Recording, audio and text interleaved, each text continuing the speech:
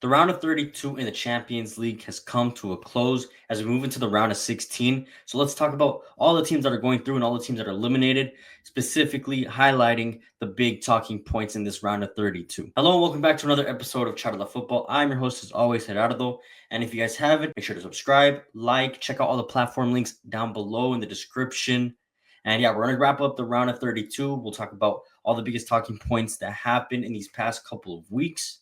Starting off with Real Madrid versus Manchester City, the biggest match, of course, the match that probably could have been in the final was in the round of 32. And what a spectacular two ties. I mean, the first match was a goal thriller, 3-2 at the Etihad, and then now a 3-1 win for Real Madrid at home. The Kylian Mbappe show, really stamping himself, cementing himself, showing that his adaptation phase is pretty much over. He's ready to decide games according to his words specifically, and it's about time. At the end of last year, or at the end of last year, beginning of the season, we can see that he was struggling going into this season, going into the latter half of the season, going into 2025. He's been nonstop scoring, absolutely showing his class, showing that he is the best forward in the world. And I mean, no one can touch him at the moment, especially after a performance like this. How can you doubt that he's not the best player in the world? Of course, he couldn't do it all by himself. He had a lot of mobility up front. Vinicius, Rodrigo, interchanging sides every single 5-10 minutes. Mbappe as well. There was just constant fluidity up front, something that they lacked in the beginning. They seemed very rigid, especially the front three, front four with Bellingham included. But now you can see all of them are in tune, which is good to see. In the league, that's the different story right now. They just came back from dropping 7 to 9 points in the league. But in the Champions League, we know this is their competition. They know how to play these matches.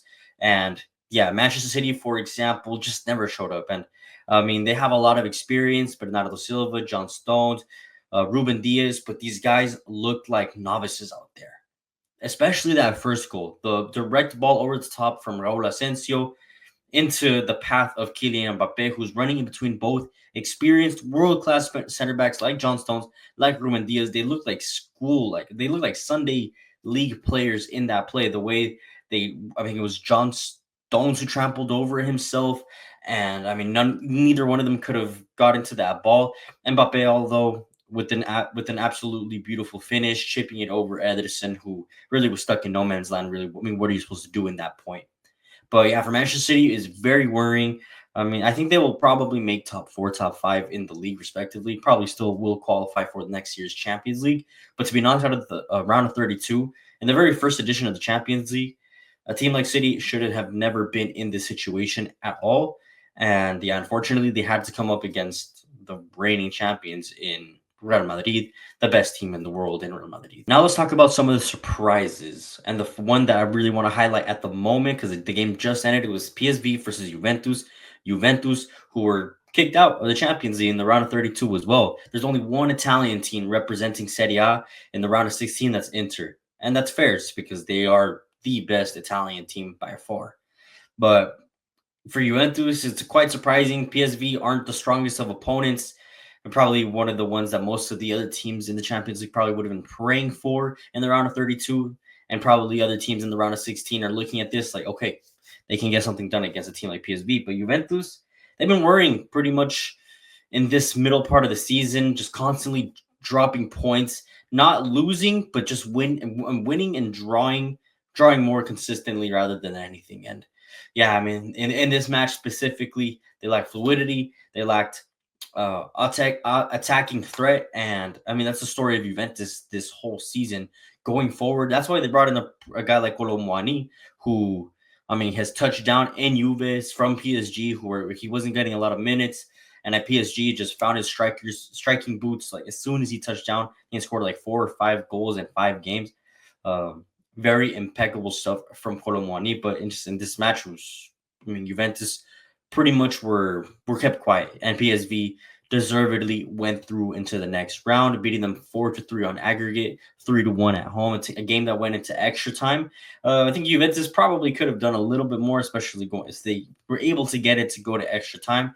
But yeah, PSV just showing that they did just enough. But will it be enough to go past the round of 16? Just like last season, I think they'll fall short. I think last season, the round of 16, they also made it there, but were knocked out by Dortmund. But for me, the fact that Juventus and Thiago Motta, who at Bologna played champagne football, was one of the best managers in Serie A, has not really been able to fully convince this Juve squad. And I understand that they need to invest more in some of these players. Some of these players shouldn't be there as well. Um, but I think it's inexcusable still for a team like Juventus to be out of the round of 32. It's too early for them. At least make it to the round of 16, especially when you're facing up against a team like PSV. Inexcusable. In that case, let's go to all the Italian teams that pretty much disappointed, got knocked out of the round of 32, and that's Milan and that's Atalanta. Milan first. Milan team who in this winter transfer window brought in stars. They brought in João Felix, Santi Jimenez, Kyle Walker. Who am I missing? I might be missing one or two, but off the top of my head, they brought in some very good players. Essentially, it's just never going to be enough, especially with the coach who's just been there for 40 days. But at the same time, you can't really make that excuse because Feyenoord also let go of their coach before the first leg against Milan. And this coach has only been there pretty much for a week and a half, and was able to get them into the next round. And a team like Milan, who have much more star power available to them, but just I think it's just more so a collective thing, a team thing. From reports, from what I've heard in media, is that the locker room is just completely torn apart since the beginning of the season. And I guess that makes sense when you have a lot of stars or a lot of players that think they're the world's best when at the end of the day they haven't accomplished anything pretty much. But I'm not going to go into every single player. But for Milan to fall short in the round of 32 with the team that they have, inexcusable. Conceição got it all wrong, specifically in the second leg against Feyenoord, playing at home.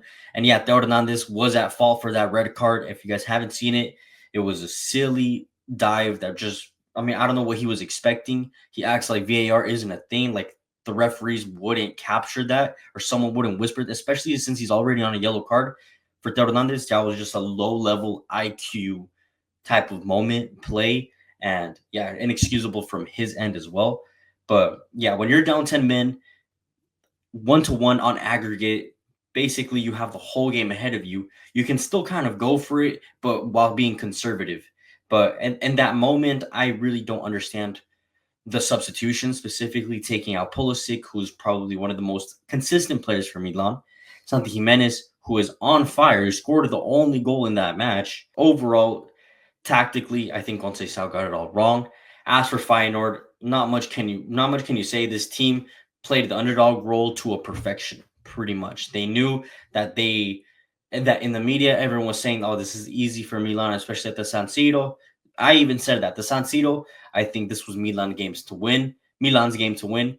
But Feyenoord, I mean, yeah, they got a little lucky with the red card, but at the same time, they did what they had to do. They stepped up. They did not bow down to a team like Milan at the San Siro. They were not intimidated, and they stepped up. And then it was, well, I think what was more insane was the fact that Julian Carranza, an ex-MLS player, ex-Philadelphia Union player, not the Jimenez's bench warmer, comes off of the bench and scores a beautiful header to get Feyenoord that round of 16 qualification. And then the other Italian team to disappoint in this round of 32 was Atalanta, an Atalanta team who won the Europa League last season, and I thought it was going to translate into this season as well, at least the good form that they had kept. I mean, they beat Bayer Leverkusen in that final Europa League, and the way that they did it too, I thought this team was meant for more, especially coming up against 24th in the Champions League, Club Brugge. Brugge just snuck in. Atalanta were flirting with top 8 pretty much the whole time. And if it wasn't for that game, that draw against Barcelona, that 2-2 draw in the last game, they would have been top 8 if they had gotten a win at the Camp Nou or the Montjuic, sorry. But they dropped points there. From then, it looked like they dropped form, at least in the Champions League specifically.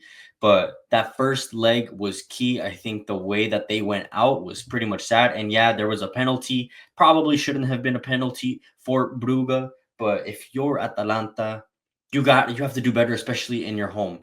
They gave a great, I think when they played against Real Madrid in the league phase, they They outplayed Real Madrid for most of the match, to be honest. They didn't get the win, but they were the better team. But here, just they never showed up to play. Brugge looked like they wanted it more, and they're carrying some good form. I mean, they have some pretty solid talents. There's this young forward that they have. They also have Ferran Jutla, who scored on a fucking banger on the day as well. And yeah, I mean, and I think within the first 30, 40 minutes, they're already 3-0 down. One of the captains, I think, got himself sent off as well after a stupid, like, I don't even know what he was trying to do, just trying to rugby tackle one of the players after he said something to them, which is not okay from Atalanta to be losing your head after an altercation like that. But yeah, overall, to get eliminated by 24th, and the way they lost in a 5-2 aggregate score is just, it's sad to bow out that way. Also, when the comeback was just when there was the possibility of the comeback, when Atalanta scored that first goal, when they were down 3-0 already, there was the possibility of the comeback, and there was kind of a shift in the environment. You kind of felt it in the vibe in the environment. There was a penalty, of course, for Atalanta as well, that Lookman steps up and misses. And in the press conference after the match, Gasperini comes out saying that I don't know why Lookman took it. He's one of the worst penalty kick takers I've ever seen in my life, completely bashing him in the media, which isn't okay as a coach. I understand he was probably emotional after that game because, I mean, his team was horrible on the day. But if they already have two players that are set, or two designated players, one of them being Charles de Catelare, the other one, I don't know who off the top of my head who it was, but they have two set, or I think Retegui, also the Italian forward. If those are the two players that are set to always take penalties, but Lookman was like, no, let me take this, knowing that he's not one of the best penalty kick takers in the spot, I think it is very selfish from a player like Ademar Lookman. But nonetheless, doesn't excuse the poor performance from Atalanta. The poor performance overall from Italian teams, for Inter to be the only one representing Italy, good for me, good for Inter. But these two teams should have done a lot better, especially coming up the oppositions that they did face in this round of 32. Other than that, I'll talk about quickly throw in the other score lines like Bayern beating Celtic, just beating them. Celtic playing a almost perfect match at the Allianz Arena, but in the last moment, it was just some failures in defense for a tap in for Alphonso Davies to just, and literally in the last minute of the game, to qualify Bayern into the round of 16. Probably not the sexiest way for Bayern to qualify, but at least they're in there, right? As for Dortmund, they got the job done in Portugal, beating Sporting 3-0. In this second leg, they drew 0-0 at the Signal Iduna Park, and that's all that was needed for Dortmund to go into the next round in the round of 16. And then for Benfica versus Monaco, this match was all over the place. Goals galore, goals going both ways. When it looked like it was going Benfica's way, Monaco would get a goal back, and then it was vice versa, which just go back and forth pretty much in this second leg specifically. But Benfica gets the job done, and another hectic match. I mean, it reminds me of the match that they played against Barcelona and the 5-4 win for Barcelona.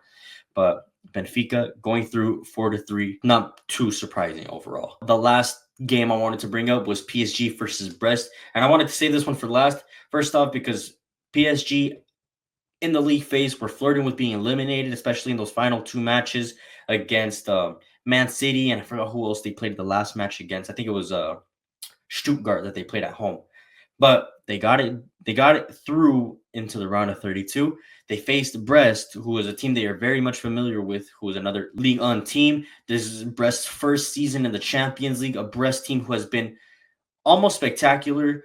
No, I don't think really anyone expected them to get to the round of 32. So I think the fact that they're already there in their first Champions League campaign, very impressive from a team like Brest. But I mean, the way they bow out is just sad. Losing 10-0, basically a American football scoreline. That's really insane to see, especially from a professional team in the Champions League.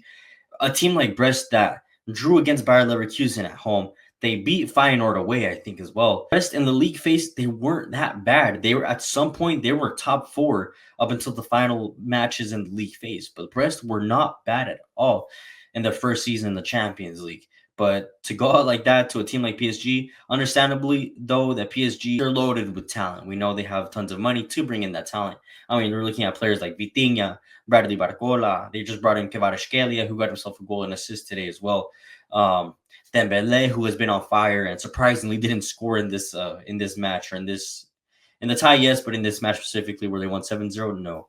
Gonzalo Ramos, who got himself on the score sheet as well. PSG are not going to be an easy team to play against, especially if they continue with this form going into the round of the 16. Now, quickly looking at the draws for the round of 16, the possible matchups, we have Liverpool and Barcelona, who can potentially face off either PSG or Benfica. Lille and Aston Villa, who could potentially face off against Borussia Dortmund or Club Brugge. Atletico Madrid and Bayer Leverkusen, who can face either Real Madrid or Bayern Munich, and then Arsenal and Inter, who will potentially face PSV or Feyenoord. Let me know what matchups you want to see in the round of 16 out of the ones I just mentioned. Who was the most disappointing in the round of 32? Who was the one that's most surprising? Real quick, I'm going to throw in the most surprising one for me was definitely Club Brugge. From 24th to the round of 16, very impressive from a team. And then disappointing, I think it has to be Manchester City for the way that they lost. Not just losing, which is fine, you can lose, but in this match against Madrid at the Bernabeu, they never showed up to play at all. But anyways, make sure you guys subscribe, like, check out all the platform links down below. I'll see you guys on the next one for more Champions League content. Peace out.